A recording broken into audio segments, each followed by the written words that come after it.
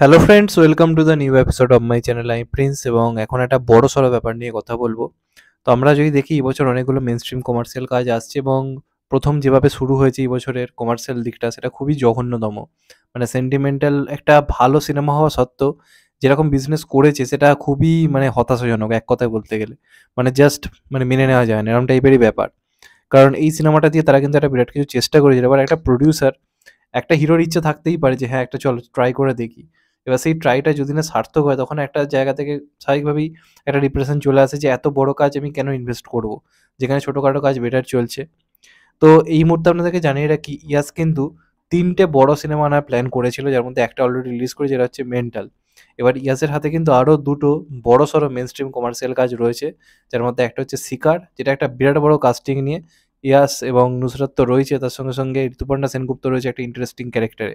আরেকটা সিনেমার নাম হচ্ছে 'রকস্টার', যেটা শুধুমাত্র একটা প্রোডাকশন থেকে নয়, ইন্দো বাংলাদেশ প্রজেক্ট হিসেবে আনার প্ল্যান চলছিল এবং যে কারণে নায়িকা নেওয়া হয়েছিল নুসরাত ফারিয়াকে।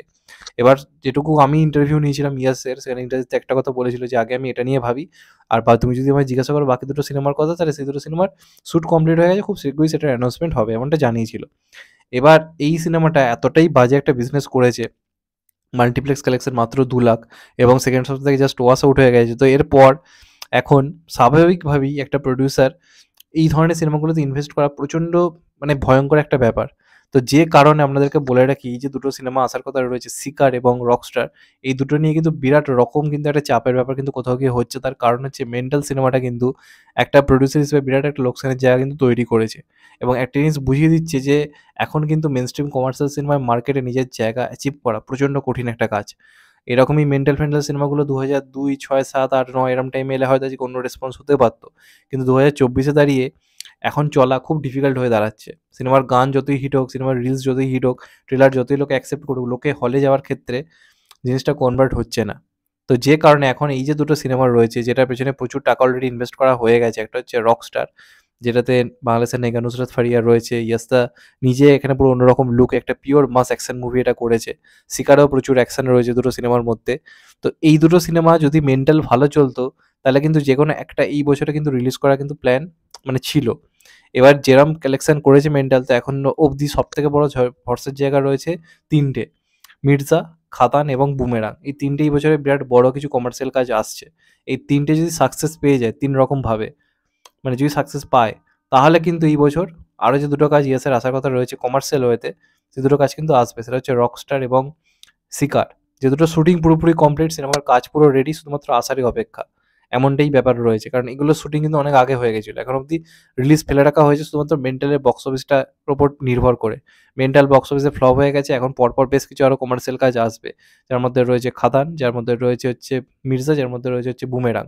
এইগুলো সাকসেসের উপর অনেক কিছু কিন্তু ডিপেন্ড করছে। আর যদি এইগুলো বিরাট ভালো রকম বিজনেস না আনতে পারে, তখন কিন্তু শুধুমাত্র ইয়াস কেন, দেবদার পক্ষ থেকেও, জিদ্দার পক্ষ থেকেও, বা তাও জিদ্দার উপর আমি বলতে পারছি না, কারণ জিদ্দার সবথেকে খারাপ যখন অবস্থা ছিল কমার্শিয়াল সিনেমা, তখন ও রেগুলার করে গেছে। তাই আমি জিদ্দাকে বাইরে রাখছি। তো অঙ্কুশ বলি, বাদবাকি যারা রয়েছে তাদের প্রত্যেকের পক্ষে মেইনস্ট্রিম কমার্শিয়াল সিনেমা আনা কিন্তু একটা চাপ হয়ে যাবে। তো এই বছরটা একটা বিরাট ভাইটাল বছর। আগামী দিনে মেইনস্ট্রিম কমার্শিয়াল জায়গা কোন জায়গায় পৌঁছচ্ছে তার সেটা দেখে নেবার। শুরু ওপেনিং বলা যেতে পারে একদম জঘন্য হয়েছে। মাঝখানে মিডল ব্যাটসম্যান হিসেবে রয়েছে 'মির্জা', 'খাদান', 'বুমেরাং'। এই ৩ টে মিডল ব্যাটসম্যান যদি ফ্লপ করে যায় কোনোভাবে, তাহলে এখন নতুন করে মেইনস্ট্রিম কমার্শিয়াল সিনেমাকে অন্য উচ্চতায় পৌঁছে নিয়ে যাওয়া, যে বিজনেস এককালে হতো, সেটা হওয়া কিন্তু প্রচণ্ড ডিফিকাল্ট হয়ে যাবে এবং আরও বলিউডের সিনেমা আমাদের এখানে এসে কিন্তু জায়গা তৈরি করবে। এবং অ্যাজ এ প্রোডিউসার এই ব্যাপারটা আমি ফিল করতে পারছি যে এই মুহূর্তে 'রকস্টার' এবং 'শিকার' আনা কতটা ডিফিকাল্ট। কারণ ওই দুটোও কিন্তু পিওর একটা মাস মুভি। সিনেমাটার মধ্যে আপনারা কিন্তু অন্য কিছু পাবেন না। কোনো লজিক খুঁজে পাবেন না, শুধু ম্যাজিক পাবেন। সিনেমার লুক ফুক দেখে তাই মনে হয়েছিল। তো সেই হিসেবে বলতে গেলে এখন কোথাও গিয়ে অবশ্যই একটা চাপের জায়গা তৈরি হয়েছে এই দুটো সিনেমাকে নিয়ে। অনেক আশা করে মেন্টাল, যে কারণে দেখবেন ইয়াস প্রচণ্ড প্রমোশন করেছিল। ইয়াস 'তোকে ছাড়া বাঁচব না' বলি বা 'চিনেবাদাম' বলি, এগুলো প্রমোশন করেইনি। কিন্তু মেন্টালে কিন্তু প্রপারলি প্রমোশন করেছে, দারুণ প্রমোশন করেছে। কিন্তু তাতেও ওয়ার্ক করল না। তো সেখানে থেকে কিন্তু একটা প্রোডিউসার হিসেবে ভাই চাপ থাকে। এটা নিয়ে কোনো সন্দেহ করার জায়গা নেই। তো এতদিন পর ইয়াসের একটা কামব্যাক হওয়ার জায়গা ছিল। সেটা যেভাবে ধূলিসাৎ হয়ে গেছে, তো এখন কতটা 'রকস্টার' এবং 'শিকার' এগুলো তাড়াতাড়ি এসে সেটা একটা দেখার ব্যাপার থাকবে। তো দেখা যাক ফাইনালি কি হয়। তোমাদের এটা নিয়ে কি মতামত অবশ্যই কমেন্ট করে জানাও। যদি চ্যানেলটা নতুন হয়ে থাকো চ্যানেলটাকে সাবস্ক্রাইব করে দিও and get the bell icon. ভালো থেকো সবাই, টেক কেয়ার, নমস্কার, আবার দেখা হবে। এখন তো ভাই সবাই ভালো থেকো, সুস্থ থেকো, নমস্কার, টেক কেয়ার, আবার দেখা হবে। এখন তো ভাই সবাই ভালো থেকো, নমস্কার, আবার দেখা হবে।